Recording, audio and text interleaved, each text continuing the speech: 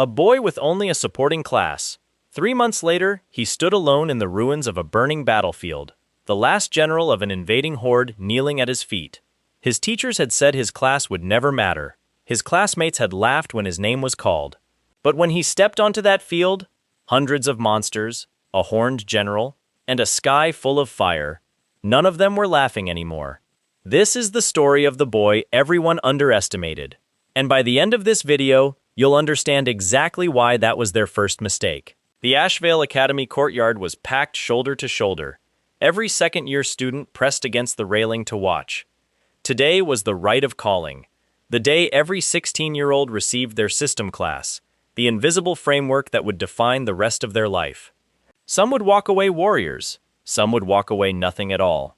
Cale Windrow stood near the back of the line, hands shoved into his pockets, doing his best to look like he didn't care. It was a lie, and a bad one. His stomach had been in knots since sunrise.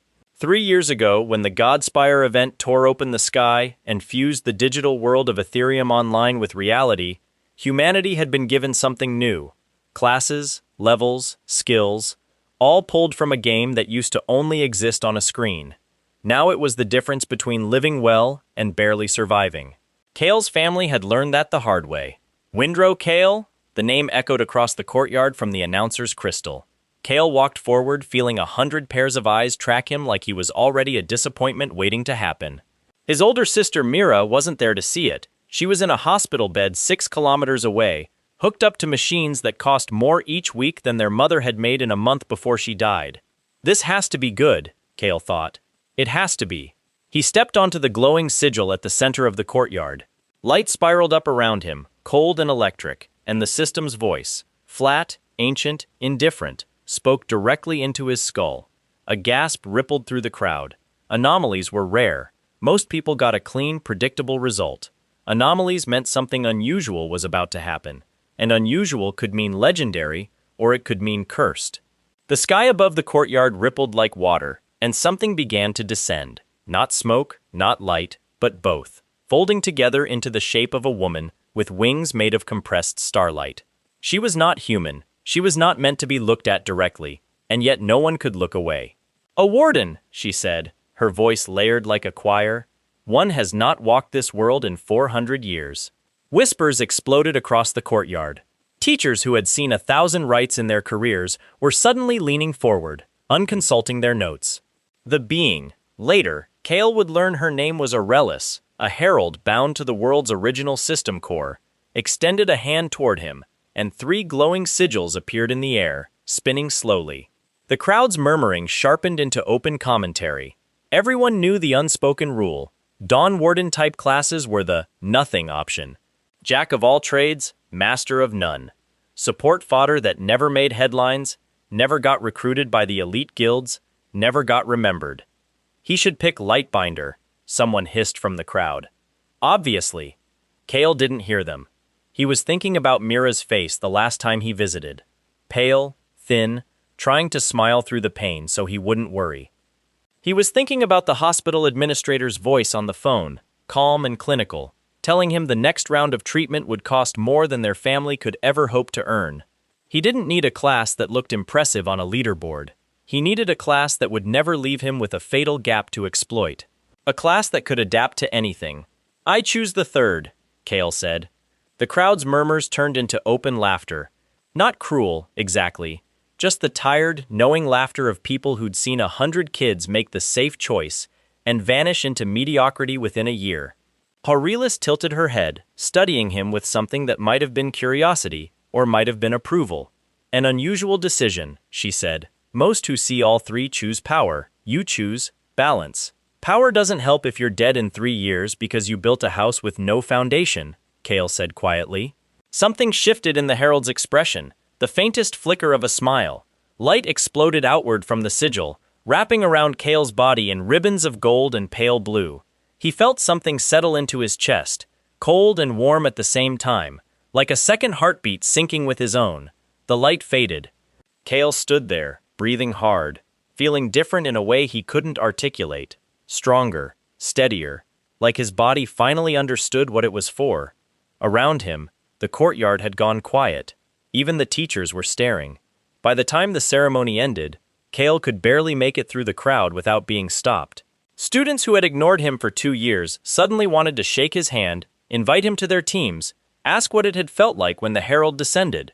One of the combat instructors, a scarred, silver-haired man named Instructor Dreas, pulled him aside before he could escape the courtyard entirely. "Tomorrow, my office, first period," Dreas said. "The headmaster wants to speak with you personally." Kale nodded, too overwhelmed to ask why. All he wanted was to get to the hospital. The first thing he noticed when he opened his personal status window that night, alone in his dorm room, was how much had changed. 5 stat points wasn't much, but it was more than most first years got, and it was the first real resource he'd ever had in his life that no one could take away or bill him for. Before he could decide how to allocate them, a new notification flashed. Kale didn't hesitate. Light swallowed him whole, and when it cleared, he was standing in a stone chamber, lit by pale blue torches that burned without smoke. Ancient runes covered every wall, pulsing faintly in time with his own heartbeat. At the far end of the room, something stirred, a hulking construct of stone and light, easily 3 meters tall, its core glowing like a captured star. Kale exhaled slowly. Low threat for a level 5, he reminded himself, not low threat for a level 1. The construct's eyes ignited, and it lumbered forward, one massive fist already cocked back for a strike that would have caved in a car door. Kale dove sideways, feeling his body move faster and lighter than it ever had before. Not fast enough to be impressive, but fast enough to work.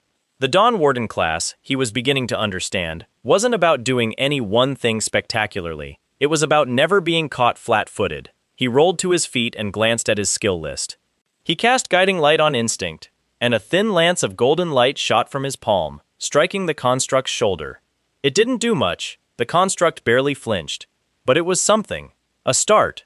The construct roared, a grinding, mechanical sound, and charged again. This time Kale raised his other hand and triggered Steady Ward. A translucent dome of light flickered into existence just as the construct's fist connected, and though the impact sent Kale skidding backward across the stone floor, the barrier held. It held. For the first time since he'd woken up that morning, terrified of disappointing everyone, Kale felt something like confidence settle into his chest. He spent the next several minutes learning the construct's rhythm, the way it wound up before every heavy strike, the half-second pause before it activated a defensive shell of its own. He wasn't strong enough to overpower it, but he didn't need to be. He needed to be smarter than it, and patient enough to wait for his openings. When the construct finally shattered under a combination of Guiding Light and a desperate full-strength punch reinforced by Steady Ward's leftover charge, the system's voice rang out clean and satisfied. A sword materialized in his hand, humming faintly with restrained light. It wasn't legendary, it wasn't even particularly impressive by system standards, but it was his, earned with his own hands in his very first hour as a Dawn Warden, and that meant more to him than any inherited title ever could. He didn't go home that night, he went straight to the hospital. Mira was awake when he arrived, propped up against a stack of pillows, her face thin and pale in the fluorescent light.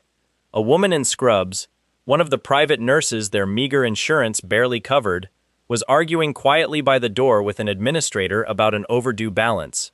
"I don't care what the family's situation is, the treatment protocol requires payment up front or we downgrade to standard care, which at her stage means..." "She's not being downgraded," Kale said, stepping into the room. The administrator turned, eyebrows raised at the interruption from a 16-year-old in a school uniform. "And you are?" "Her brother. And as of this morning, I have a class rank that qualifies for the Academy's emergency stipend program." It wasn't entirely true yet, the paperwork hadn't been filed, but he'd read the fine print on the way over, and rare class students qualified automatically. "I'll have the transfer processed by tomorrow morning. Don't touch her care plan." The administrator studied him for a long moment, clearly unconvinced, but something about the calm certainty in Kale's voice made him hesitate. "I'll note the request. 24 hours. He left.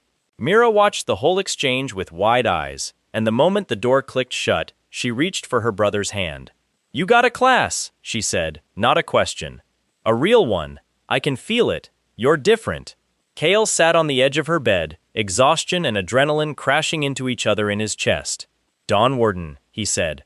"Balanced. Nothing flashy.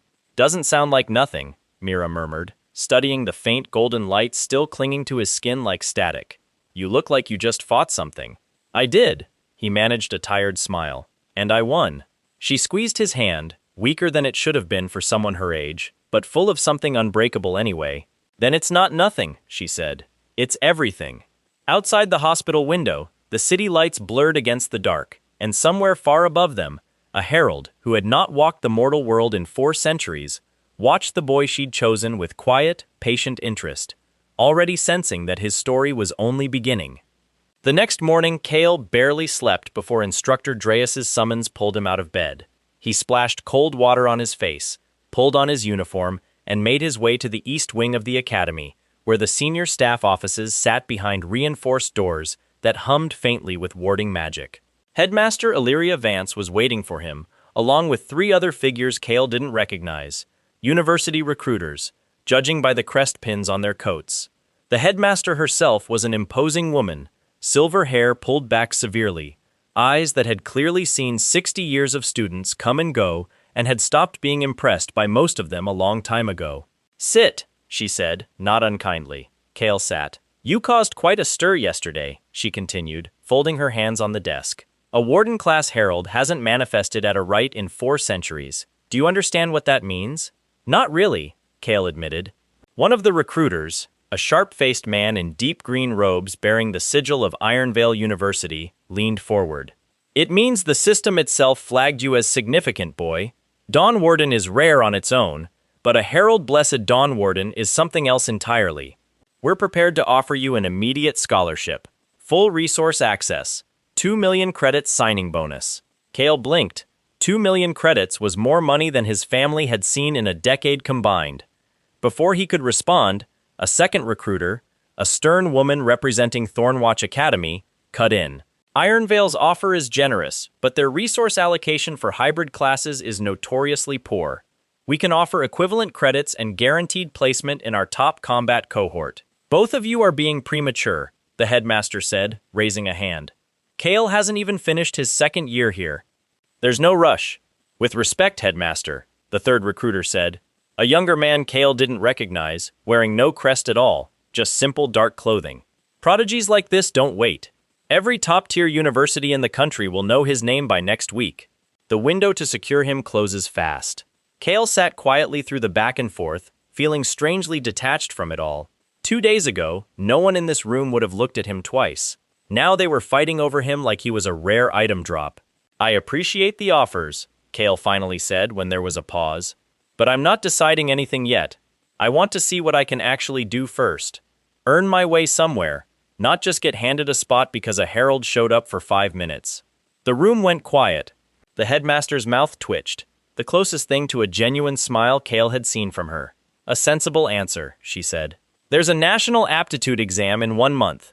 Clear the top tier, and every door in this country opens for you on your own merit, not a stranger's charity. I suggest you spend that month training instead of entertaining offers. The crestless recruiter lingered after the others left, studying Kale with an unreadable expression. Smart, he said quietly. Most kids your age would have taken the money and run. Ironvale's not the top school anyway, not even close. When you're ready to aim higher, look up the Solmere Institute. We don't recruit with bonuses, we recruit with results. He slid a small card across the desk and left without another word.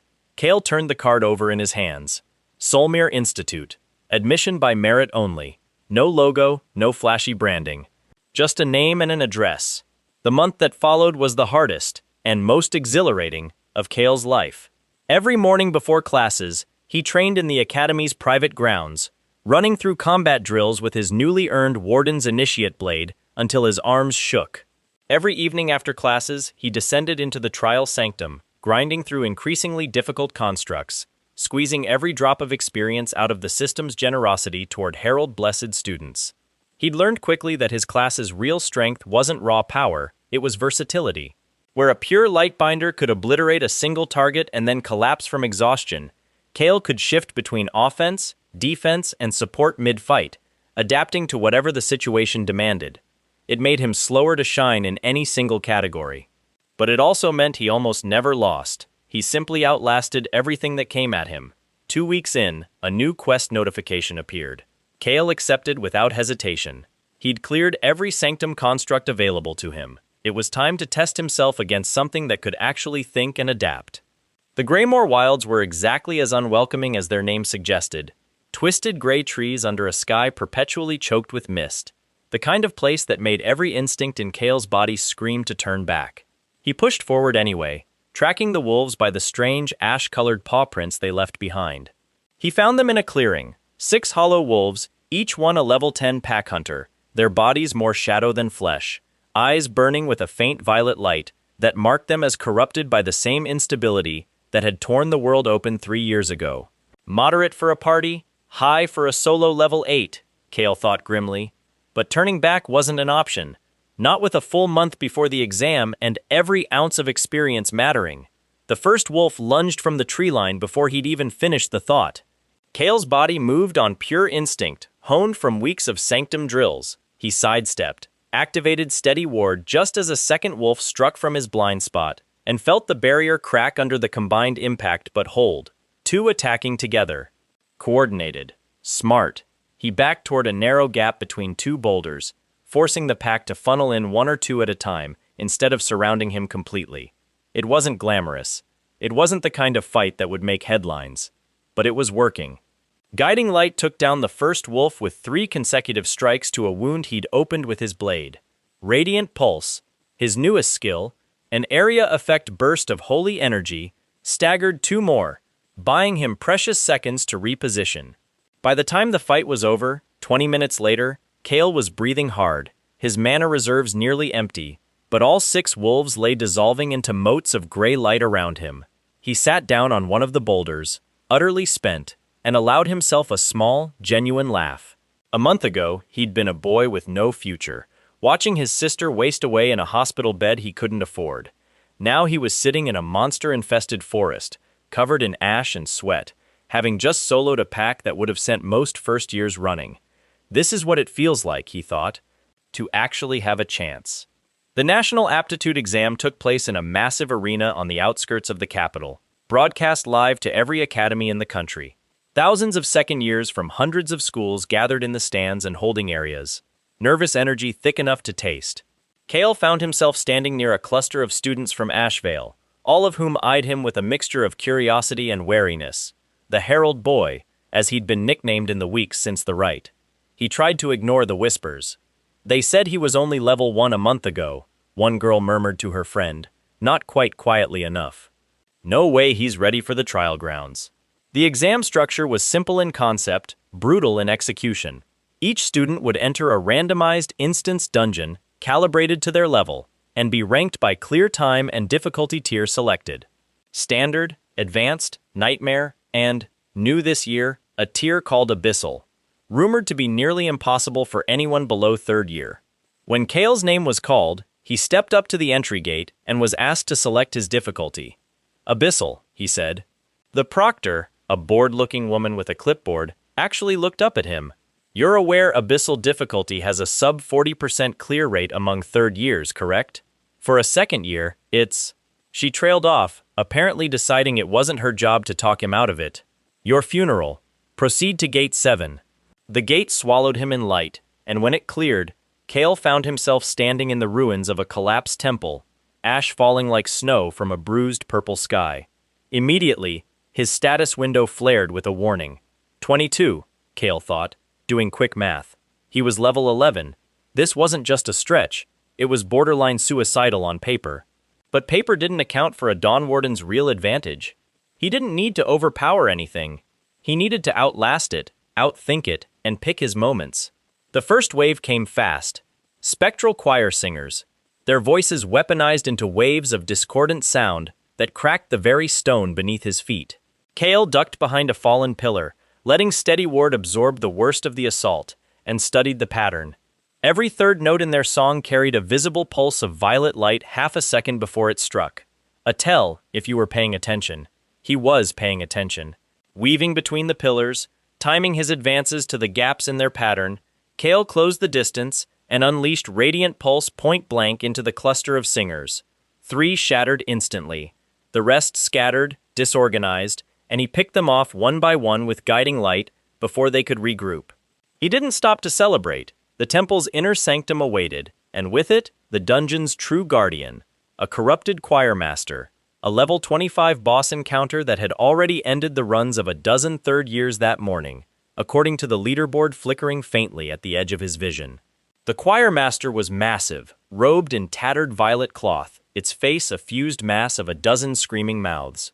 When it noticed Kale, all 12 mouths opened at once, and the resulting wave of sound didn't just crack stone, it cracked reality, tearing visible fissures through the air itself. Kale barely got steadyward up in time. The barrier shattered on impact, and he was thrown backward, skidding across broken tile, ears ringing, health bar dropping to a third in a single hit. That's not a moderate threat, that's a genuine wall. He forced himself upright, mind racing. He couldn't outdamage this thing, not directly, not yet, but every skill in his kit had been built around adaptation. He remembered something from his very first trial, the construct that told him where it was vulnerable simply by how it wound up its attacks. The choir master's devastating sound wave required all 12 mouths open simultaneously, which meant there had to be a wind-up, a moment of vulnerability before the strike landed. He watched. He dodged 2 more partial waves, each one costing him precious health, until he saw it. A half-second where the mouths synchronized their breathing before the wave. A moment where the boss was, for lack of a better word, inhaling. There. The next time the mouths began to open in sequence, Kale didn't retreat. He ran forward, straight into the coming storm, and unleashed everything he had left. Guiding light, radiant pulse, and finally, a skill he'd unlocked only days before the exam and never had cause to use. A single devastating strike, empowered by every point of remaining mana. The blade of his sword ignited with blinding gold light as it drove into the choir master's central mass, interrupting the wind-up entirely. The creature's scream cut off mid-note, its form dissolving into ash and light. Kale sank to his knees amid the dissolving ruins, chest heaving, hands shaking from mana exhaustion. But underneath the exhaustion was something fierce and unshakable. The same feeling he'd had standing in the sanctum a month ago, except 100 times stronger. I did it. I actually did it. When the gate spat him back out into the arena, the reaction was immediate. The stands, which had been a low hum of restless energy all day, erupted. Announcers scrambled to update the leaderboard, and Kale's name, a nobody a month ago, sat at the very top, above third years, above students from schools with 10 times Ashvale's resources. Instructor Dreas was waiting at the exit gate, arms crossed, but there was something unmistakably proud in the set of his jaw. SSS rank on Abyssal. As a second year, he shook his head slowly. I've been teaching for 18 years. I've never seen that. Was it enough? Kale asked, still catching his breath. Dreas actually laughed, a short, surprised bark of a sound. Enough? Kid, every recruiter in this stadium is about to start a bidding war over you. Sure enough, before Kale had even made it back to the Ashvale holding tent, 3 separate university representatives intercepted him, each with a more aggressive offer than the last. He answered them all the same way, politely but firmly, telling them he needed time to think. It wasn't until the crowd thinned that he noticed the crestless recruiter from a month ago standing quietly near the edge of the tent, watching with the same unreadable expression as before. Soulmare doesn't do bidding wars, the man said simply, when Kale approached. We saw the run. Full analysis. Not just the clear time, the way you read the boss's tell, the way you conserved mana until the exact right moment. That's not talent, that's judgment. We don't get many students like that. You said merit only, Kale said. I meant it. No signing bonus, no guaranteed placement. If you come to Soulmere, you'll fight for every inch of resource allocation same as everyone else. But you'll be trained by people who actually care whether you survive long enough to reach your potential, not just whether your name looks good on a recruitment brochure. Corvin Ash, assistant to the Dean of Combat Studies. Kale shook it. I'll think about it, he said, but some part of him had already decided. That night, he visited Mira again. The hospital room looked different somehow, brighter, though nothing about the actual space had changed. Maybe it was just him. They're talking about you on the news, Mira said, propping herself up excitedly despite the IV line tugging at her arm. SSS rank. First one ever on Abyssal in a second-year exam. Kale, that's... She stopped, searching for the word. That's insane. It's a start, Kale said, sitting beside her bed the way he had 100 times before. except this time there was no fear in his chest about how they'd pay for the next round of treatment. The emergency stipend had come through days ago. For the first time in years, Mira's care wasn't a countdown clock. "Have you decided where you're going?" she asked. Kale pulled the small, unmarked card out of his pocket and turned it over in his fingers. Solmir Institute. Admission by merit only. "Yeah," he said quietly. "I think I have." Outside, far above the city, a presence that was not quite visible to human eyes watched the hospital window with quiet satisfaction. Aurelius had chosen well. The trial had only just begun, but already, the boy everyone had dismissed as nothing special was proving to be exactly the opposite. And somewhere in the depths of a forgotten temple ruin, in a dungeon instance already resetting itself for the next unfortunate examinee, something ancient and patient took note of the name now sitting atop every leaderboard in the country. Cale Windrow. It would not forget. Solmir Institute did not look like a school. It looked like a fortress carved into the side of a mountain, its lower levels swallowed by ancient forest and its upper spires disappearing into permanent cloud cover. Cale stood at the base of the entrance gate, duffel bag slung over one shoulder, and felt smaller than he had in weeks. "First years gather here!" A voice boomed across the courtyard. A stocky man with a shaved head and forearms like tree trunks stood atop a raised platform, addressing the scattered crowd of new admits. "I'm Instructor Bram Kessler, Combat Faculty. You've all got a ranking number pinned to your uniform. That number is temporary. Everything here is temporary. Your rank, your reputation, your resources. Only your effort is permanent." Cale glanced down at the small metal pin attached to his collar. He blinked, certain it was a mistake, until Corvin Ash appeared beside him with a faint, knowing smile. "Not a mistake," Corvin said. "The Abyssal Clear put you at the top of this year's incoming class by a significant margin. Try not to let it go to your head." "I won't," Cale said, though the weight of the number settled uncomfortably on his shoulders. A target, not a trophy. He felt it almost immediately. The stares, the whispers, the calculating looks from students who'd spent their whole lives training with elite resources and family connections, now forced to reckon with a nobody from a mid-tier academy sitting above them on the leaderboard. "Rank 1, a voice said behind him, dripping with disdain. "Must be nice, getting handed a number because a herald showed up for 5 minutes." Cale turned to find a tall boy with sharp cheekbones and hair the color of dying embers, flanked by 2 others who wore matching expressions of smug amusement. A faint heat shimmer curled off his skin, the telltale mark of a flame affinity bloodline. "Ren Solari," the boy said, extending a hand that Cale didn't take. "House Solari. 3 generations of flameblade duelists. You'll want to remember the name, since you'll be hearing it a lot before you fail out of here." "Cale Windrow," Cale said evenly. "I'll remember it." Ren's smile thinned at the lack of reaction he'd clearly been fishing for. "We'll see how long that number stays yours," he said, and walked off with his entourage trailing behind. Corvin exhaled beside him. Ren Solari. Second-ranked incoming freshman. His family's bloodline talent is legitimately dangerous. Inherited flame dragon lineage, 3 generations deep. Don't underestimate him just because he's arrogant. "I don't underestimate anyone," Cale said, watching Ren's retreating back. "That's kind of the whole point of my class." The dormitories at Solmir were arranged by rank, which meant Cale found himself housed in a small private cottage at the peak of the residential hill, the Vanguard Quarter, reserved for the top 10 incoming students. It was more space than he'd ever had to himself in his life, and it felt strange, almost hollow, without Mira's voice filling the silence the way it used to on the rare good days.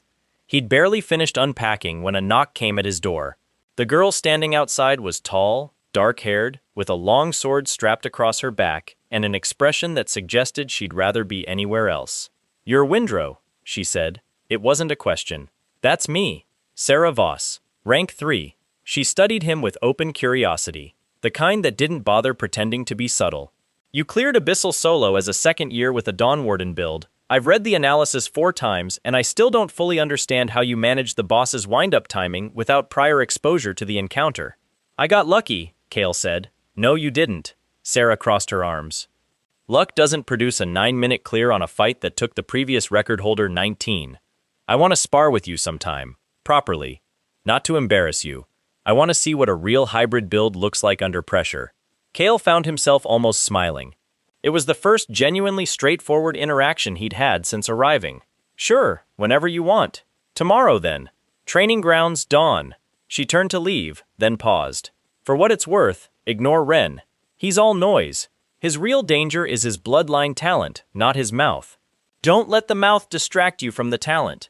Solmir's training grounds were unlike anything Kale had trained in before. An enormous artificial biome capable of simulating everything from arid desert to frozen tundra, populated by combat drones calibrated to individual student levels. He arrived at dawn as promised, and found Sarah already there, running through sword forms with mechanical precision. "You're punctual," she said, not stopping her forms. "Good sign." "You're intense," Kale said. "Also a good sign, I think." She finally stopped, sheathing her blade, and gestured toward the sparring ring at the center of the grounds. "No skills above rank D, no lethal intent, just technique." She paused. "Actually, use everything you've got. I want the real picture." They faced off. Sarah moved first, a blur of controlled aggression, her long sword carving precise arcs through the air. Kale raised steady ward on reflex, felt the barrier crack under the first strike, and realized immediately that pure defense wasn't going to work against someone this technically skilled. "She's not overpowering me. She's dismantling my options one at a time." He shifted tactics, weaving guiding light into short defensive bursts, using the brief windows it bought him to circle rather than retreat. Sarah adjusted instantly, cutting off his angles with an economy of movement that spoke of years of formal training Kale simply didn't have. For 10 minutes, neither landed a decisive blow. Then Kale noticed something, a half-second delay in Sarah's follow-through whenever she committed to a particularly powerful strike, a small opening born from the sheer force of her own technique. He waited. When it came, he didn't retreat. He stepped inside her guard and used Radiant Pulse point blank, not to damage her, but to disrupt her footing with the burst of light and force. Sarah stumbled, just slightly, and Kale's blade came to rest lightly against her shoulder. "Yield!" he said. She stared at him for a long moment, then laughed. A real laugh, surprised out of her. "You found the tell in 10 minutes. It took my own combat instructor 2 years to identify that opening." She sheathed her sword, extending a hand this time. "I take back what I said about wanting to see the real picture. I think I just did." Over the following weeks, a rhythm formed. Sarah became something between a rival and a friend, sparring with Kale most mornings and slowly introducing him to the wider social ecosystem of Solmir's upper ranks. Students whose families held real influence, whose bloodlines carried inherited talents most people would never access in a lifetime. Ren Solari remained a constant, simmering presence, needling Kale whenever their paths crossed, though he never quite worked up the nerve to challenge him directly. Not yet. That changed during the Ember Hall incident. Solmir hosted informal exhibition matches every few weeks, unranked but publicly viewable, meant to let students test themselves against each other without the pressure of official standings. Kale had mostly avoided them, focused instead on grinding dungeon content and pushing his level higher, but Ren cornered him after morning drills with an audience already gathering. "Scared?" Ren asked, loud enough for the growing crowd to hear. "Rank 1, hiding from an exhibition match. Interesting." "I'm not hiding," Kale said. "I just didn't see the point." "The point," Ren said, "is that everyone here thinks your rank is a fluke, a lucky class assignment and one good exam. I intend to prove it."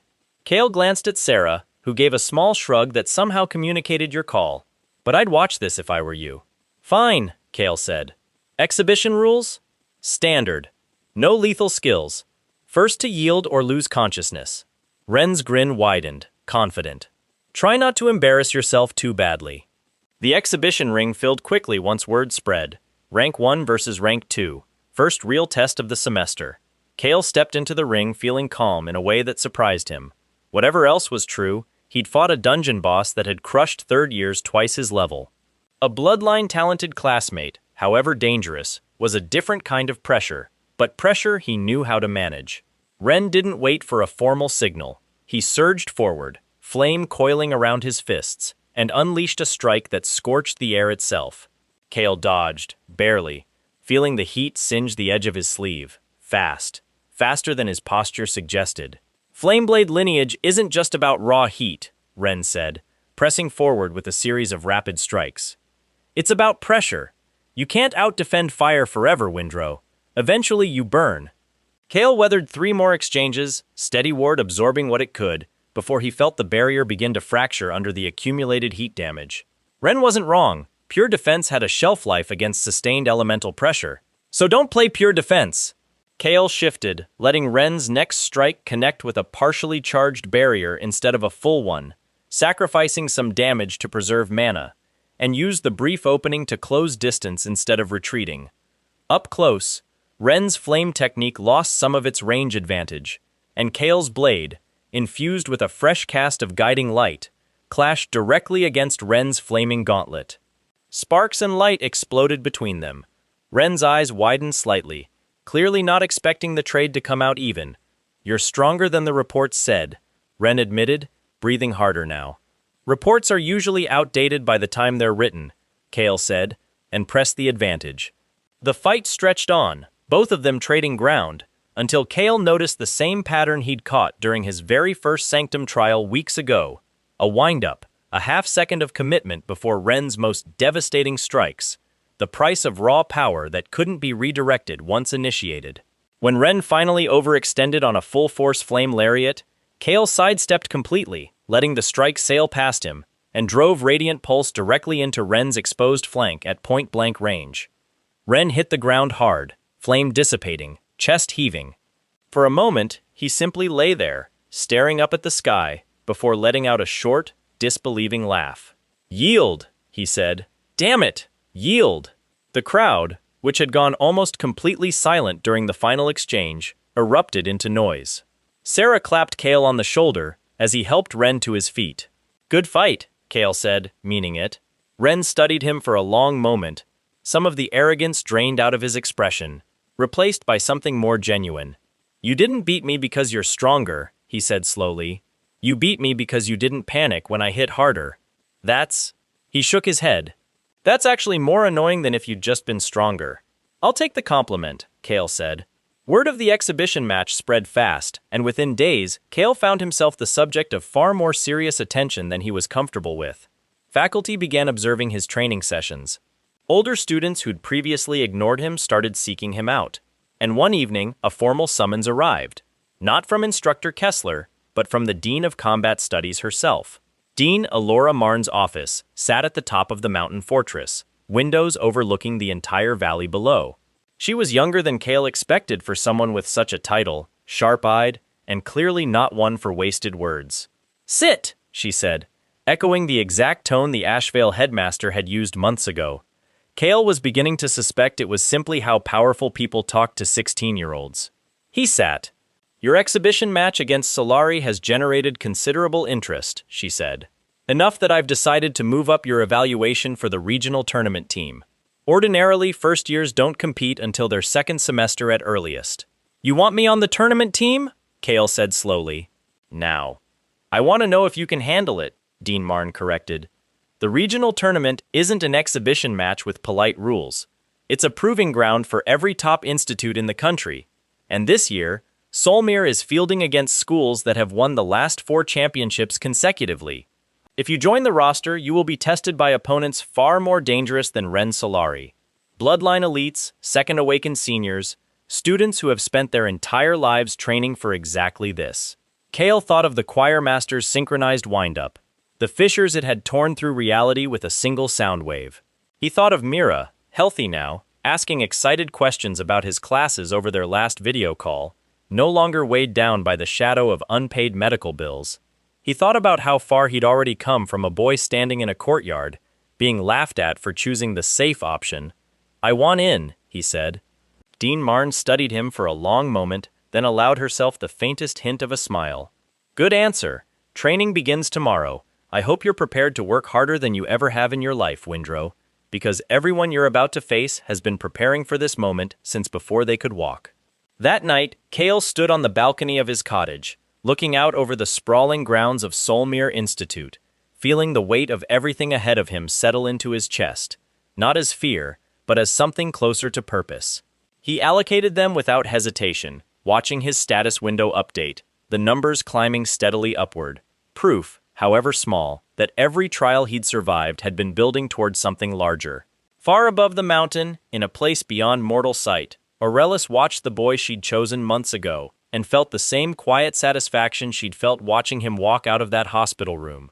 He was no longer simply surviving, he was becoming exactly what the world needed him to be, and the world, whether it knew it yet or not, was about to need him very badly. The regional tournament grounds sprawled across a coastal arena built specifically for events of this scale. Floating platforms suspended above the water by anti-gravity sigils, massive projection crystals broadcasting every match to screens visible from kilometers away. 12 institutes, 4 days of competition, and every single eye in the country would be watching by the final round. Kale stood at the edge of the Solmir staging area, watching the crowds pour in, feeling something twist uncomfortably in his stomach. A month of brutal training had passed since Dean Marn's summons, early mornings with instructor Kessler drilling combat fundamentals until his body moved without conscious thought, late nights running coordinated drills with the rest of the 5-person team he'd be leading into the tournament. "You look like you're about to be sick," Sarah observed, adjusting the strap on her sword sheath beside him. "I feel like I'm about to be sick," Kale admitted. "Don't." Ren appeared on his other side, arms crossed, looking uncharacteristically serious. In the weeks since their exhibition match, something had shifted between them, not quite friendship, but a mutual respect that had reshaped the entire team's dynamic. "You've beaten worse than anything waiting in that arena. Trust the process." Rounding out their 5-person roster were 2 others Kale had come to rely on over the past month. Priya Ashford, a level-headed elemental caster with an almost unsettling gift for battlefield awareness, and Tomas Renner, a hulking tank-class student whose defensive skills had saved Kale's hide in more than one training exercise. "Formation check," Priya said, pulling up a shared tactical display. "First match is against Ironvale University. Their roster skews heavy offense, light defense. If we—" "Wait." Tomas frowned at the display. "Ironvale? I thought we were seeded against Thornwatch first." "Bracket shifted this morning," Priya said. "Apparently there was a forfeit." Kale filed the information away, unease prickling at the back of his neck, though he couldn't immediately place why. The first match went almost exactly as Priya's analysis predicted. Ironvale's team, all offense and little coordination, fell apart the moment Kale's squad forced them into a defensive scramble. Tomas anchored the front line, absorbing everything Ironvale's damage dealers could throw at him, while Priya's elemental control fractured their formation into isolated pockets that Ren, Sarah, and Kale picked apart one by one. The crowd's reaction was immediate and deafening. Kale's name chanted alongside the rest of his team's, echoing across the arena in a way that still felt surreal every time it happened. But it was the second match, against Thornwatch Academy, that truly tested them. Thornwatch's captain was a girl named Wen Shaolin, a level 23 spiritual priestess whose summoned bean soldiers filled the battlefield with an overwhelming, self-sustaining swarm. Kale watched, mid-fight, as 3 of the constructs regenerated from a strike that should have destroyed them entirely, and understood immediately that brute damage wasn't the answer. "They're not the problem," he called to Priya over the chaos. "She's the problem. Cut off the source." Priya nodded, redirecting her elemental barrage toward Wen directly, while Tomas and Sarah held the line against the swarm. Kale pushed forward through the constructs, using Radiant Pulse to clear a path, closing the distance until he was within striking range of Wen herself. She raised a barrier at the last second. Heaven's Guard, according to his status display, a defensive technique that should have held against anything he had.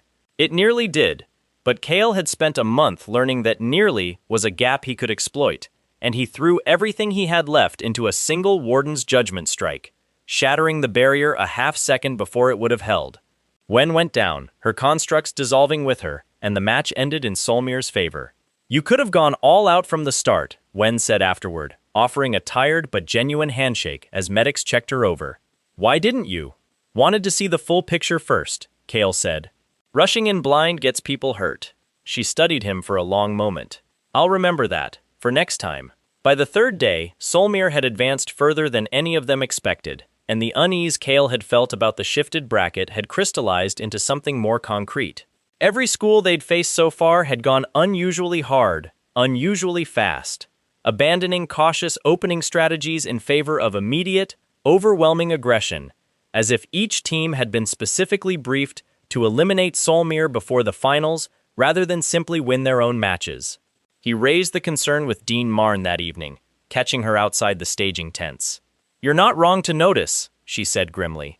There are rumors, nothing confirmed, that several institutes have formed an informal alliance this year, the goal being to eliminate whichever team looks most likely to threaten the reigning champion before the finals. Which team is that? Kale asked, though he suspected he already knew. Yours, Dean Marn said simply. A first-year Herald Blessed captain leading a squad this far into the tournament isn't something the established powers wanted to see. Watch yourselves in the semifinal. I don't yet know who's involved, but I'd wager it's more than one school. The semifinal arrived faster than Kale felt ready for. Solmir's opponent was Crest Academy, reigning champions for the past 3 years, their roster stacked with second- and third-year students, bloodline talents inherited from families with centuries of combat lineage. Their captain, a towering warrior named Draven Kess, carried a reputation that preceded him into every match, undefeated in individual combat for 2 consecutive tournament seasons. They're not just strong, Sarah murmured, as the team gathered for final preparation. They're coordinated in a way that suggests real battlefield experience, not just training ground drills. Then we adapt, Kale said, forcing more confidence into his voice than he entirely felt. Same as always. The match began, and within the first 90 seconds, it was clear this was unlike anything they'd faced before. Crest's formation shifted fluidly, each member covering gaps before Solmir's team could exploit them. Pressure applied from multiple angles simultaneously. Tomas, usually an unshakable anchor, found himself overwhelmed within the first 2 minutes, forced into a full retreat that fractured the team's entire formation. "Regroup!" Kale shouted, throwing up steady ward around Tomas as he fell back, but the barrier shattered almost instantly under a combined assault from 3 Crest attackers at once. "They're targeting me specifically," Kale realized, a half-second too late. They know if the captain falls, the formation collapses. Draven Kess broke from the group formation, moving with terrifying speed directly toward Kale, blade already drawn. Kale barely got his own sword up in time to deflect the first strike, the impact numbing his arm to the shoulder. "Herald blessed," Draven said, unimpressed. "I've fought stronger bloodlines than yours before breakfast." "Good," Kale managed, forcing himself steady despite the ringing in his arm. "Then you know how this works. It's not about the bloodline, it's about who's still standing at the end." Draven's second strike came faster, harder, and this time Kale didn't try to block it head-on. He redirected, letting the blade's momentum carry past him while he stepped inside Draven's guard, closer than the taller warrior was comfortable with. For a moment, they were locked at close range, blades crossed, and Kale caught something in Draven's expression, the faintest flicker of surprise that a first year had managed to close the distance at all. There it is, the gap between reputation and reality. Around them, the rest of the fight raged on. Priya's elemental barrage forcing 2 of Crest's flankers back, Sarah and Ren working in tandem to hold the center, Tomas slowly recovering his footing and anchoring the line once more. It wasn't clean. It wasn't the coordinated formation they'd practiced for a month, but it was holding. Kale broke away from Draven's guard, putting distance between them, and made a decision that felt reckless even as he made it. Every remaining point of mana poured into the strike, gold light igniting along the edge of his blade until it burned almost too bright to look at directly. Draven's eyes widened, and for the first time, something like genuine concern crossed his expression. He raised his own weapon to block, a mistake, Kale realized even as the strike connected, because Warden's judgment wasn't built to be blocked cleanly. The force of the impact drove straight through Draven's guard, cracking the ground beneath his feet and sending him skidding backward across the platform. The undefeated champion of 2 consecutive tournament seasons dropped to one knee, breathing hard, staring at Kale with an expression that had shifted from disdain to something closer to genuine assessment. "Yield," he said finally, voice rough. "That's enough for today." The arena erupted. Kale barely registered the sound over the roar of blood in his own ears, exhaustion crashing over him in a wave as his mana reserves bottomed out completely. Priya caught him before his knees gave out entirely, half laughing, half crying with adrenaline. "We're in the finals," she said, disbelief coloring every word.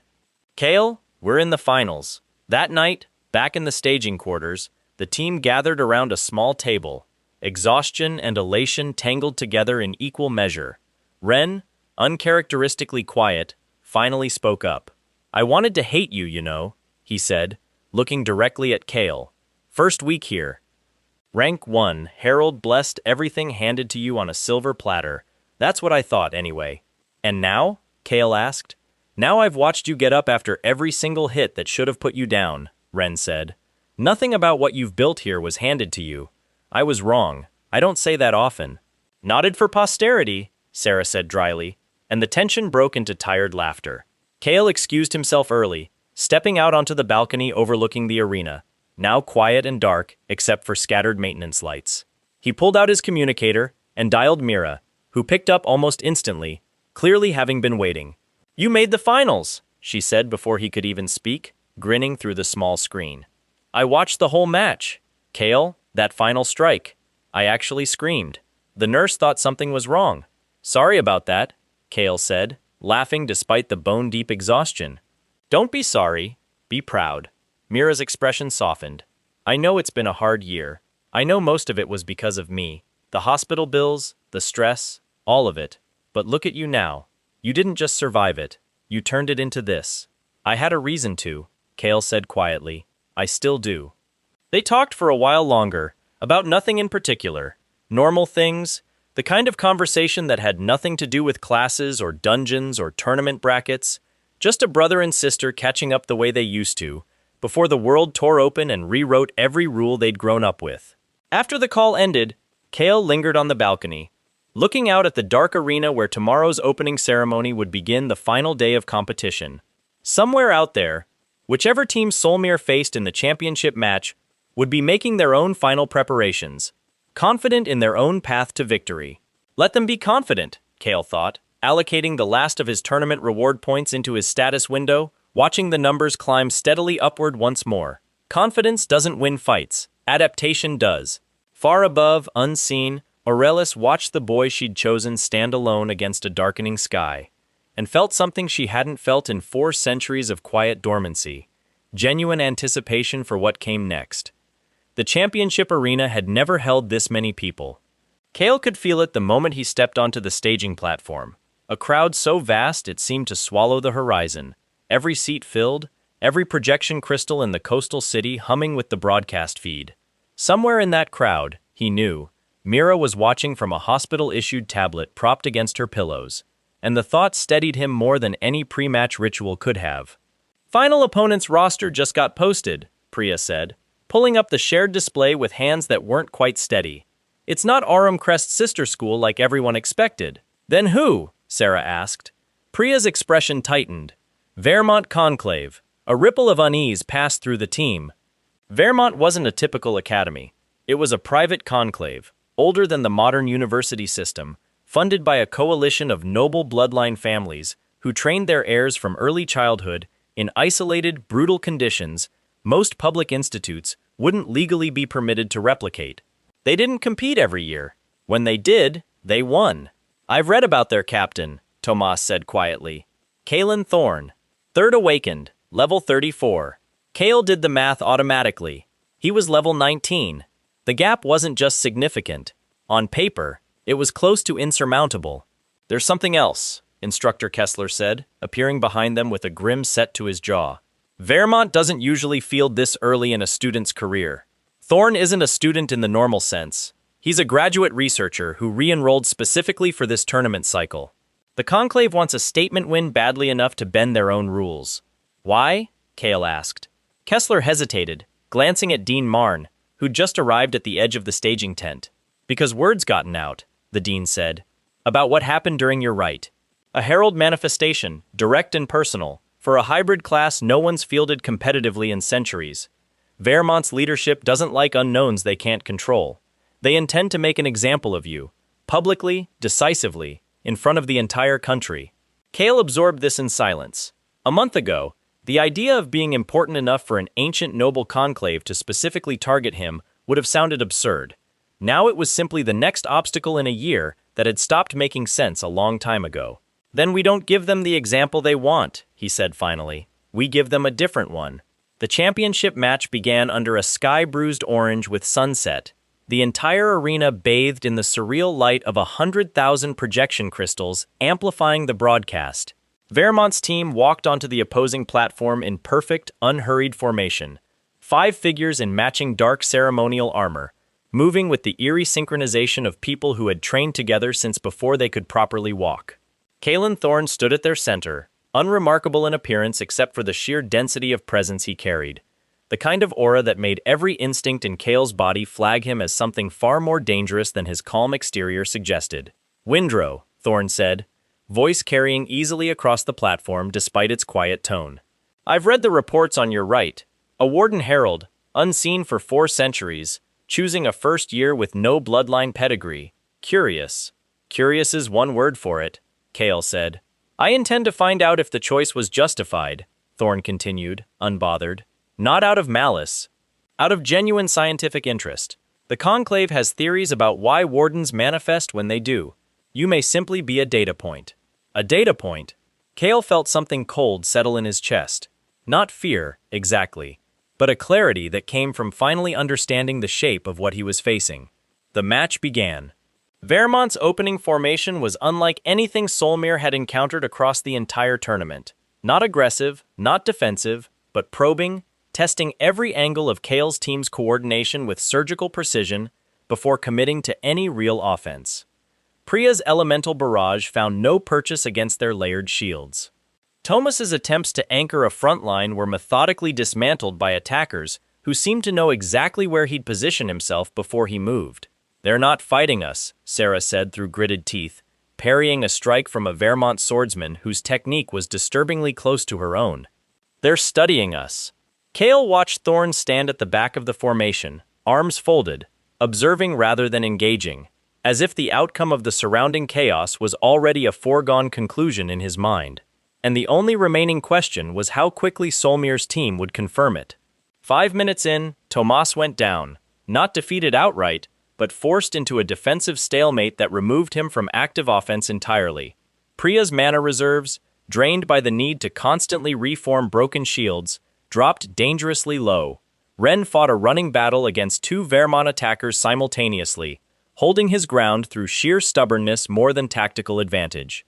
"This isn't a fight we win through formation," Kale realized, watching the pattern unfold with growing certainty. "This is a fight where they've already mapped every version of us that doesn't involve me stepping in directly." He made his decision and broke from the group, moving directly toward Thorne.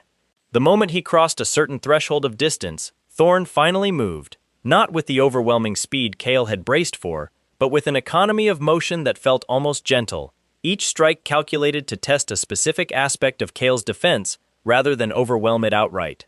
"Interesting," Thorne murmured, after the 4th exchange. "Your steady ward absorbs kinetic force efficiently, but you compensate for elemental damage inconsistently. A gap in your training, or a gap in the class design itself? Guess you'll find out," Kale said, pressing forward despite the growing ache in his arms. Thorne's expression didn't change, but something in his posture shifted. A subtle recalibration, the sense of an opponent updating a model in real time. His next strike came faster, harder, layered with a faint violet energy Kale didn't recognize. Steady ward cracked on impact. Kale staggered back, health dropping sharply, and understood immediately that whatever Thorne had just used wasn't a standard technique. It was something engineered, refined through years of research rather than simple combat training. "Third awakening class ability," Thorne explained, almost clinically, as if lecturing a student rather than fighting one. "Analytical fracture. It identifies structural weaknesses in defensive techniques and exploits them directly. Yours has several." Several. Kale's mind raced, cataloging every skill in his kit, searching for something, anything, that could counter an opponent who could quite literally see through his defenses in real time. He thought of the Choir Master's tell. He thought of Draven Kess's overextension.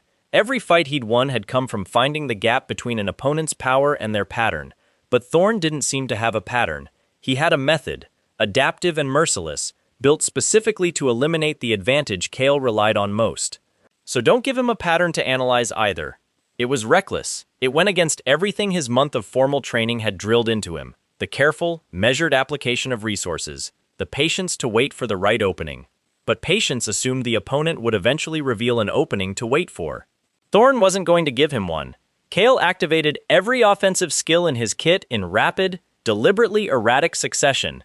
Guiding light, then immediately radiant pulse, then a feinted retreat that became a sudden advance. refusing to let any single technique establish a readable rhythm. It burned through his mana at a reckless pace, and twice Thorn's analytical fracture caught up regardless, cracking through defenses half-formed and draining his health toward dangerous territory. But it bought him something more valuable than damage: confusion. For the first time since the match began, Thorn's expression shifted from clinical detachment to genuine focus. "You're not fighting efficiently," Thorn observed, blocking a wild swing that nearly connected regardless. "You're fighting unpredictably. That's a different problem entirely." "Efficient's not really my class's strength," Kale said, breathing hard, mana reserves dwindling toward empty. "Adaptation is." He felt the moment approaching before he could fully articulate why. The same instinct that had carried him through the Choirmaster's boss fight, through Ren's flame lariat, through Draven's guard. A convergence of exhaustion and clarity that stripped away everything except the fight directly in front of him. Kale hesitated for only a fraction of a second. Aurelis's gift, a single-use emergency intervention, granted at his very first rite, untouched in the months since. He'd told himself he was saving it for something dire. This, he decided, qualified. "Aurelis," he said, quiet enough that only the system itself could parse the intent behind the word. Now, light exploded from his chest, gold and impossibly bright, and for a single suspended moment, the entire arena seemed to hold its breath. Thorn took an involuntary step back, shielding his eyes, and even the roaring crowd fell into a stunned hush. Kale felt strength flood back into his exhausted limbs, sharper and more vivid than anything he'd experienced before. Not the raw power of a bloodline talent, but something that felt distinctly like permission, as if the very framework of his class had briefly unlocked a version of itself he wasn't normally allowed to access. Thorn recovered his composure quickly, raising his guard, calculating expressions flickering rapidly across his face as his class ability scrambled to model this sudden, unprecedented shift in variables. "A herald-granted skill," Thorn said, something almost like respect entering his voice for the first time. "Rare. Extremely rare. Let's see if it's enough." The final exchange happened fast, faster than anything that had come before, both of them moving at the absolute edge of what their classes allowed. Kale wove guiding light and radiant pulse together into a single fluid sequence, no longer erratic but precisely, devastatingly coordinated, empowered by Aurelis's blessing into something that finally matched the gap between their levels. Thorn's analytical fracture activated once more, tracing toward the structural weakness in Kale's defense. Except this time, there wasn't one. The blessing had smoothed every gap it might otherwise have exploited. "Warden's judgment," Kale said, and drove the blazing strike home. The impact sent a shockwave rippling across the entire platform, cracking stone, throwing up a wall of displaced air that staggered everyone still standing within 30 meters. When it cleared, Thorn was on one knee, breathing hard, blade driven into the ground to keep himself upright. For a long moment, neither of them moved. "Yield," Thorn said finally, and there was no bitterness in it, only genuine, clinical acceptance, the same tone he might use to note a hypothesis confirmed. The Herald's judgment appears justified after all. The arena erupted into a sound so overwhelming it felt physical, a wall of noise crashing over the platform as the crowd surged to its feet. Kale's legs finally gave out from beneath him, exhaustion and Aurelis's expiring blessing crashing down simultaneously, and he found himself sitting on the cracked stone, staring up at a sky gone fully dark and star-scattered, laughing weakly at nothing in particular. Sarah reached him first, hauling him upright with a grip stronger than her frame suggested. "You absolute lunatic," she said, half furious, half delighted. "You used a fully unpredictable strategy against an opponent whose entire class ability is pattern recognition. Do you understand how insane that is?" "It worked," Kale managed. "It worked," Ren agreed, appearing on his other side, grinning despite a fresh bruise darkening along his jaw. "First-year captain, national champions. I take back everything negative I ever said about Dawn Wardens." The celebration that followed stretched long into the night, faculty, press, recruiters, and curious onlookers all converging on the Solmere staging tents in a chaotic swirl that left Kale's head spinning. He answered questions he barely remembered afterward, shook hands with people whose names he immediately forgot, and through it all, felt a strange, quiet distance settling over him, as if part of his mind had already moved past the celebration entirely. He found Dean Marn near the edge of the festivities, watching the chaos with the same measured calm she brought to everything. You did something unexpected today, she said, without preamble. Not just winning, the way you won. Thorn's analytical fracture is one of the most feared abilities among Third Awakened classes, precisely because it's nearly impossible to counter through conventional means. You didn't counter it. You made yourself uncountable. Felt like the only option I had, Kale admitted. That's precisely the point, Dean Marn said. A Dawn Warden's true strength was never about matching power directly. It's about refusing to be a fixed variable in anyone else's equation. She studied him for a long moment. The Conclave will not forget this defeat easily. Neither will several other interested parties who've been watching your progress since the rite. I suspect this tournament victory marks the beginning of something considerably larger than a school championship, not the end of it. Kale thought of Aurelis's blessing, spent now, its single use exhausted for who knew how long. He thought of the strange violet energy in Thorn's technique, engineered rather than natural. A hint of something the Conclave had been researching for reasons that went beyond simple academic curiosity. What kind of larger? He asked. Dean Marn's expression turned unusually serious. There have been reports, unconfirmed but persistent, of instability readings near several of the original Godspire fracture points. The kind of instability that preceded the initial fusion event 3 years ago. She let that settle for a moment. The Conclave's interest in herald manifestations may not be purely academic, Windrow. If the system itself is preparing for something, a boy chosen personally by an ancient herald might matter a great deal more than a tournament trophy. Later that night, alone on his cottage balcony once more, Kale called Mira, exhaustion warring with a restless, unplaceable unease that Dean Marn's words had left behind. "Champions!" Mira said the moment the call connected, her voice bright even through obvious fatigue. It was well past visiting hours, and she'd clearly stayed up specifically to watch the finals. "Kale, I don't even have words. You beat a Third Awakened researcher. In your first year." "Barely," Kale said, managing a tired smile despite everything churning underneath it. It was closer than it probably looked on the broadcast. "Doesn't matter. You won." She paused, studying him through the small screen, with the particular perceptiveness only an older sister seemed to possess. "You look worried, though." "Not tired worried. Something else worried." Kale hesitated, then decided against burdening her with Dean Marn's half-formed warnings. Not tonight. Not when she'd finally, genuinely started getting better, color returning to her face in a way he hadn't seen in years. "Just processing everything," he said instead. "It's been a big year." "The biggest," Mira agreed, and something in her tone suggested she knew he was holding something back, and chose, generously, not to push. "Get some rest. Come see me this weekend. I want to hear everything, every detail, especially the part where you apparently used a secret herald power in front of the entire country." "Deal," Kale said, and meant it. After the call ended, he remained on the balcony a while longer, looking out over the mountain fortress that had, in a few short months, become something like home. Far below, the tournament grounds sat dark and quiet now, the crowds long dispersed, the arena that had witnessed his championship victory already being prepared for whatever came next. He thought about the word Dean Marn had used, instability. He thought about a herald who hadn't walked the mortal world in 4 centuries, choosing, of all the students in that courtyard, a boy who'd wanted nothing more than to save his sister. Not a coincidence, he thought slowly.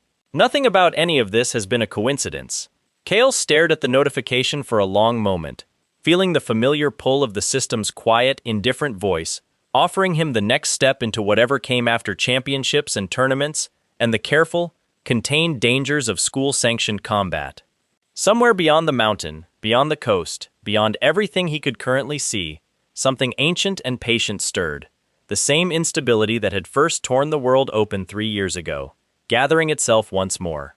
Kale Windrow, the boy everyone had once dismissed as nothing special, the boy who'd chosen balance over brilliance, patience over power, took a breath and accepted. Above him, unseen, Aurelis smiled for the first time in 400 years. The real story, she thought, watching her chosen warden step forward into whatever waited beyond the fracture, is only just beginning.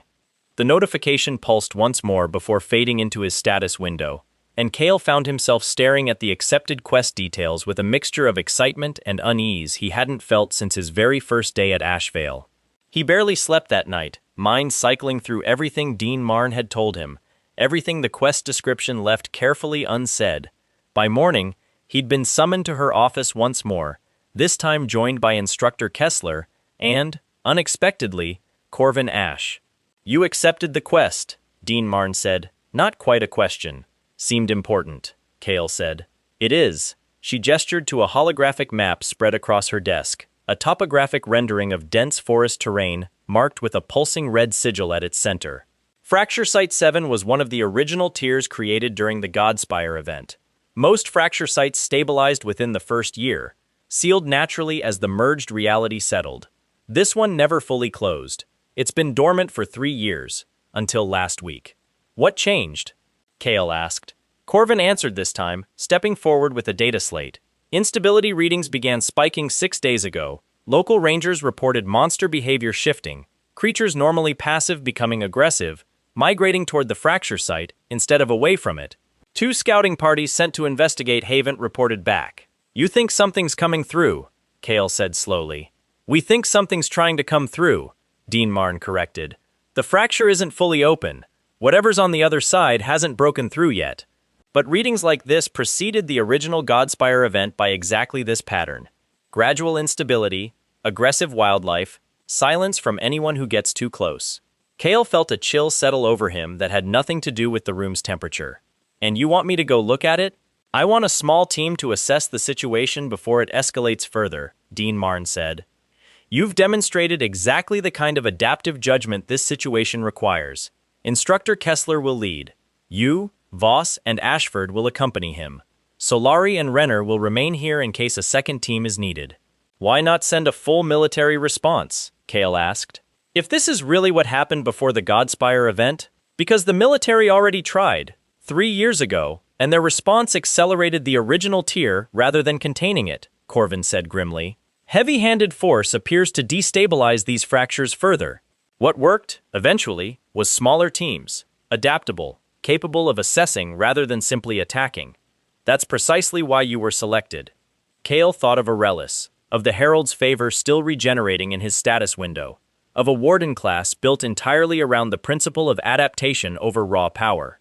Somehow, none of this felt coincidental anymore. "When do we leave?" he asked. "Tomorrow dawn," Dean Marn said. "Pack for a minimum of 1 week, and Windrow." She paused, something almost gentle entering her otherwise composed expression. "Whatever you find out there, remember that assessment is the objective. Not heroics. I'd like my champion team returning in one piece." The journey to Fracture Site 7 took the better part of a day, traveling by transport skiff over dense, ancient forest that grew steadily darker and more twisted the closer they came to the coordinates. By the time they reached the outer perimeter, marked by a ring of dead, ash-colored trees that stood in stark contrast to the living forest surrounding them, the sun had begun to set, casting long, uneasy shadows across the ground. "This is the boundary of the original scorch zone," Instructor Kessler said, studying a handheld scanner. "Nothing's grown back here in 3 years. Whatever tore through originally left the land itself damaged." Sarah crouched beside a withered tree trunk, running her fingers along bark that crumbled to ash at the lightest touch. "It's like the life just got pulled out of everything here." "Not pulled out," Priya said, her own scanner humming with a soft, insistent warning tone. "Drained. There's residual energy signature all through this soil, consistent with a fracture point actively feeding on ambient life force." She looked up, expression tight. "Which means it's not dormant at all. It's been slowly recharging this entire time." They pressed forward carefully, the forest growing quieter with every step. Not the peaceful quiet of an undisturbed wilderness, but the heavy, watchful silence of a place every living thing had learned to avoid. They found the first missing scouting party 2 hours later. What remained of them, at least. Kale forced himself to look, forced himself to catalog the scene with the same clinical distance he'd learned to apply to dungeon encounters, even as something in his chest twisted painfully at the sight. 4 bodies, their equipment scattered and half buried in ash, their remains showing no signs of physical trauma, as if whatever had killed them had simply drained the life directly out of their bodies, the same way the surrounding forest had been drained. "No monster did this," Kessler said grimly, examining the scene with practiced efficiency. "This is the fracture itself. Direct exposure." "They got too close," Sarah said quietly. "They got close enough for it to reach them," Priya corrected, still studying her scanner's readings with mounting alarm. "The drain radius has expanded." Whatever's happening here, it's accelerating. Kale knelt beside the ash-scattered remains, feeling a familiar, uncomfortable weight settle over him. The same weight he'd felt standing in Mira's hospital room a lifetime ago, watching something merciless slowly take from someone who didn't deserve it. He thought of the boy who'd chosen the safe class because he couldn't afford to gamble with anyone's life, least of all his own. "We need to see the fracture directly," he said, standing. "Understand what we're actually dealing with before this drain radius grows any further." "That's exactly the kind of decision that got these four killed," Kessler warned. "They didn't know what they were looking at," Kale said. "We at least have some idea now. We keep our distance. We observe. We don't get close enough for direct exposure. But we need eyes on it." Kessler studied him for a long moment, then nodded slowly. "Cautious approach. Full scanning perimeter before anyone moves within 50 meters of the epicenter. Understood?" "Understood," the team said in unison. They reached the epicenter as full night fell, and Kale understood immediately why every instinct in his body had been screaming warnings since they'd crossed the outer boundary. The fracture itself hung suspended in the air above a small, ash-choked clearing. A jagged tear in reality itself, roughly the size of a large doorway, its edges crackling with unstable violet energy that pulsed in irregular, almost pained rhythms. Through the tear, Kale could glimpse something that defied easy description. Not a landscape, not a creature, but a suggestion of vast, hungry emptiness pressing against the boundary of their world, testing it, probing for weaknesses. "That's not like anything from the original Godspire event," Priya breathed, scanner readings spiking erratically. The initial fusion pulled content through. Monsters, classes, system mechanics. This is pulling something else. Something the system itself doesn't seem to have a classification for. Kale watched the fracture pulse, felt the faint, nauseating pull of something ancient and starving reaching toward him even from this distance, and understood with sudden, cold clarity exactly what Dean Marn had been afraid of.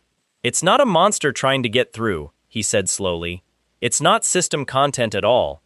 It's something from before the system. Something the merger never accounted for." As if in response to his realization, the fracture's edges widened almost imperceptibly, the violet crackling intensifying, and a low, resonant hum began emanating from the tear, a sound that seemed to bypass the ears entirely and settle directly into the bones. "Everyone back!" Kessler ordered sharply.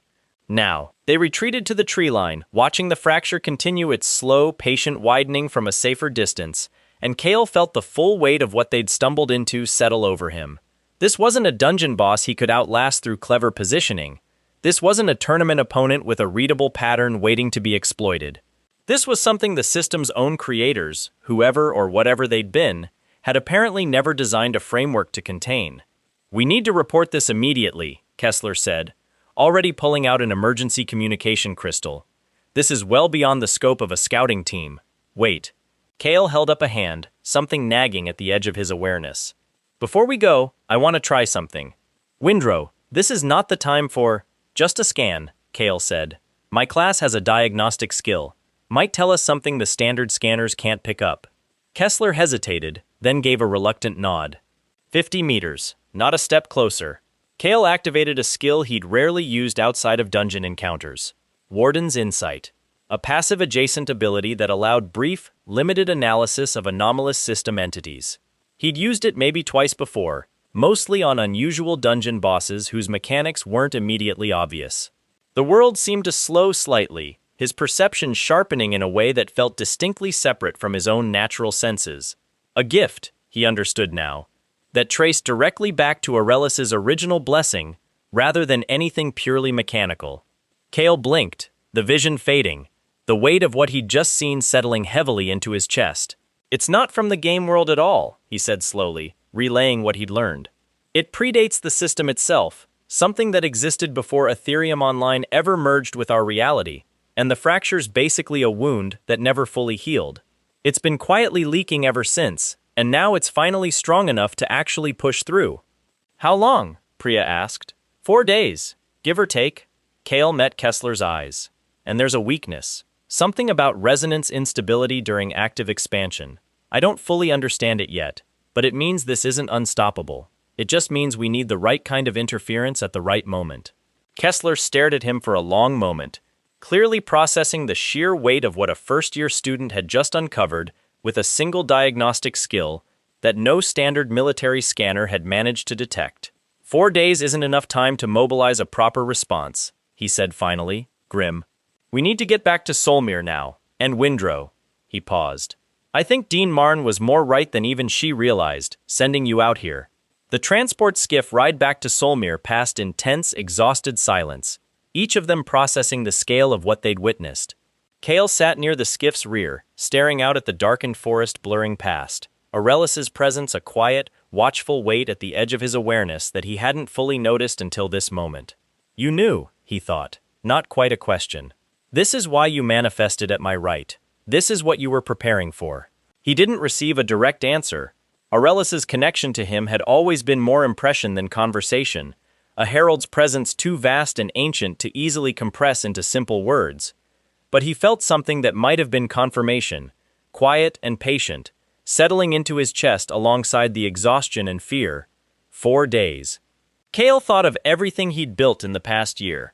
The tournament team, the friendships forged through countless training sessions and hard-fought matches, the resources and reputation earned through nothing but persistent, adaptive effort. All of it, he realized, had been building towards something considerably larger than championships and rankings.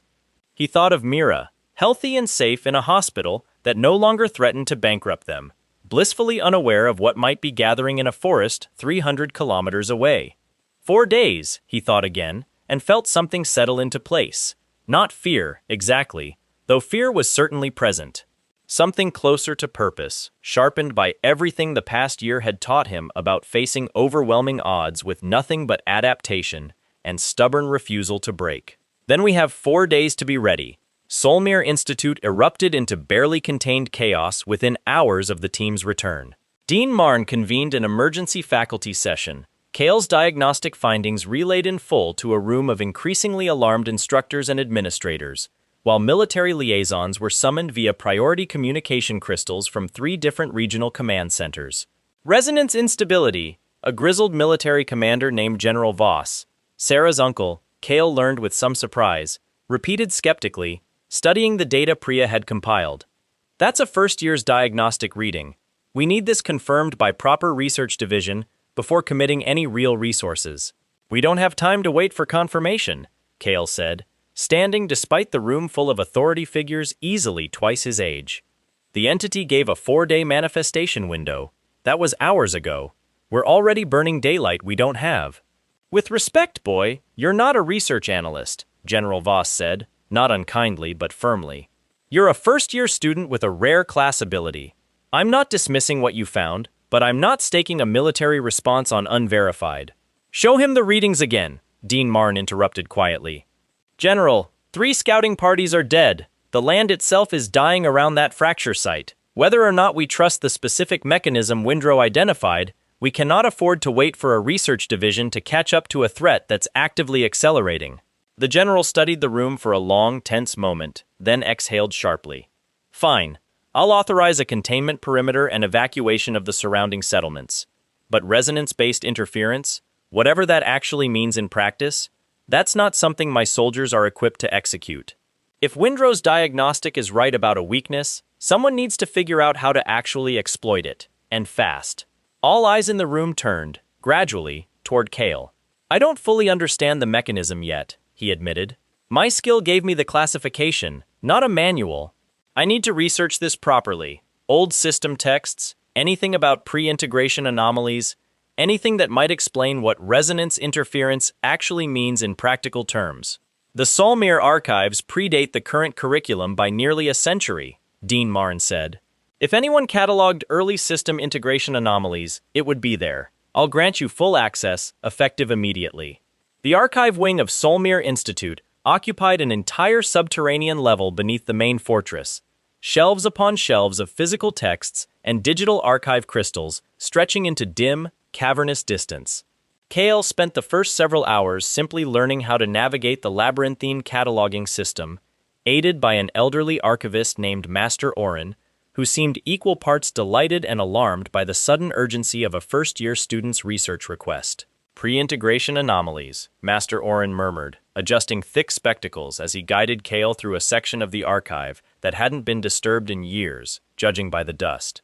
Most research from the initial Godspire event focused on cataloging new classes, new monster types, new resource opportunities.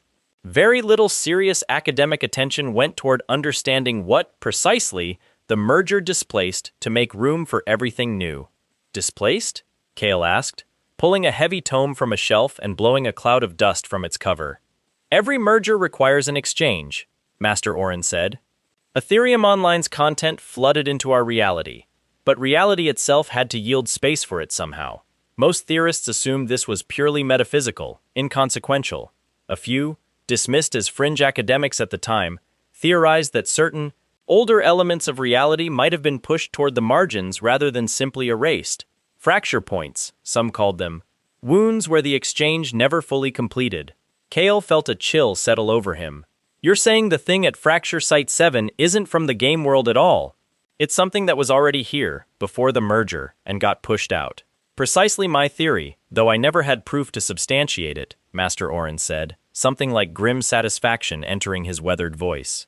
If your diagnostic reading is accurate, you may have just provided the first real confirmation in 3 years. They spent hours combing through fragmented, half-forgotten research, cross-referencing early post-Godspire field reports with obscure theoretical texts most academics had long since dismissed as unfounded speculation. Slowly, painstakingly, a picture began to emerge. Here, Master Oren said finally, well past midnight, pulling a slim, water-damaged journal from a locked archive case. A field researcher's private notes, recovered from the original Godspire epicenter 3 years ago. Most of her formal reports were dismissed by the review board at the time, deemed too speculative for official publication. But her private notes? Kale read through the fragmented, hastily scrawled pages, piecing together a theory that sent ice down his spine. The researcher, a woman named Dr. Ilara Voss, Kale noted with a start, recognizing the surname, had theorized that fracture points like the one at Site 7 represented incomplete exchanges, wounds in reality where the displaced pre-integration elements hadn't been fully pushed out, but rather held in a kind of suspended tension. The system itself, one passage read, appears to actively suppress these anomalies through ambient resonance. The same underlying framework that governs classes, levels, and skills seems to exert a stabilizing pressure on fracture points, preventing full manifestation under normal circumstances. However, this suppression appears to weaken in direct proportion to localized system instability, periods of significant class awakening activity, herald manifestations, or major combat events involving high-tier system abilities. Herald manifestations, Kale read aloud, understanding beginning to crystallize with uncomfortable clarity. My right. Aurelius hadn't manifested in 400 years, and less than 3 weeks later, this fracture starts destabilizing. An unsettling correlation, if accurate, Master Oren said grimly. Not a coincidence, Kale murmured, echoing his own thought from the night of the championship victory. Dean Marn said something similar, that maybe Aurelius chose me because the system itself was preparing for something. He looked up. This researcher, Dr. Ilara Voss, is she still active? Could she help us understand the resonance interference mechanism directly? Master Oren's expression sobered considerably. Dr. Voss disappeared during a field expedition 18 months ago, investigating a smaller fracture point in the Northern Territories. She was never recovered. Kale absorbed this information with a familiar, uncomfortable weight settling into his chest, the same weight he'd felt looking at the remains of the missing scouting party. This entire situation was bordered on all sides by people who'd gotten too close and paid the price. Her notes continue past her disappearance point, though, Master Oren continued, flipping toward the journal's final pages, apparently forwarded to the archive by a colleague after her expedition went dark. Her final entries focus almost entirely on a theoretical countermeasure. Kale leaned forward, reading the cramped, urgent handwriting of the final pages. If suppression weakens through resonance instability, then theoretically, precisely calibrated system-based interference matched to the fracture's specific resonance frequency during an active expansion phase could restore localized suppression artificially, effectively resealing the wound. This would require a class ability capable of both detecting the precise resonance frequency and channeling a matching counter-frequency simultaneously. Most classes lack the versatility for such dual functionality. A hybrid class, purpose-built for adaptive application across multiple domains, might theoretically succeed where specialized classes would fail. Kale stared at the passage for a long moment, the pieces clicking together with a clarity that felt almost too neat, too deliberate to be coincidence. A hybrid class, purpose-built for adaptive application. Don Worden. He brought the findings to Dean Marn the following morning, exhaustion warring with a grim, focused determination that had carried him through the entire sleepless night of research. She read through his compiled notes in silence, expression growing increasingly serious with every page. "You believe you're the countermeasure Dr. Voss theorized," she said finally, not quite a question. "I think it fits too well to be coincidence," Kale said. Aurelius manifested for the first time in 4 centuries. At the exact moment this fracture started destabilizing. She granted me a class specifically built around adaptive versatility, the exact quality Dr. Voss's notes say would be required. And the Herald's Favor skill she gave me directly, it restores full mana and resets cooldowns. That's not just a combat tool.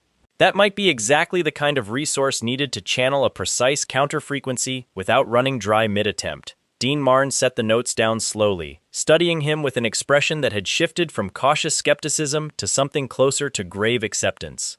"If you're right, this changes the entire nature of our response. This isn't a containment operation anymore. This is a delicate, precision-based countermeasure that requires a very specific individual, you, to succeed, with an enormous margin for catastrophic failure if the resonance calibration is even slightly incorrect." "I understand the risk," Kale said. "Do you?" Dean Marn's gaze sharpened. Dr. Voss's own notes indicate she never got the chance to test this theory before her disappearance. We would be sending a first-year student to attempt an untested, theoretical countermeasure against an entity that has already killed everyone who's approached it directly. "With respect, Dean Marn," Kale said quietly, "we have 3 days left. If there's a real chance this works, I don't see what alternative we have." She held his gaze for a long moment, and Kale watched something shift in her expression. The reluctant recognition of a truth she didn't want to accept, but couldn't reasonably argue against. "Then we prepare properly," she said finally. 3 days. I want you training resonance calibration theory with our best system researchers, running every simulation we can construct. And I want your entire tournament team briefed and ready to provide support, because you are not walking into that fracture site alone. Are we understood? Understood, Kale said, feeling something settle into place. Not quite confidence, but a steady, resolved determination that reminded him powerfully of standing in that courtyard a year ago, choosing balance over brute power, because it was the only choice that made sense for who he needed to become. 3 days, he thought, watching Dean Marn already moving to coordinate the response effort, faculty and military liaisons alike scrambling into motion around him. Then we find out if a boy with a nothing special class was exactly what the world needed all along. Far above the mountain fortress, unseen by anyone, Aurelius watched her chosen warden step forward into the largest trial of his life, and felt the full weight of 400 years of patient waiting finally converging toward its purpose.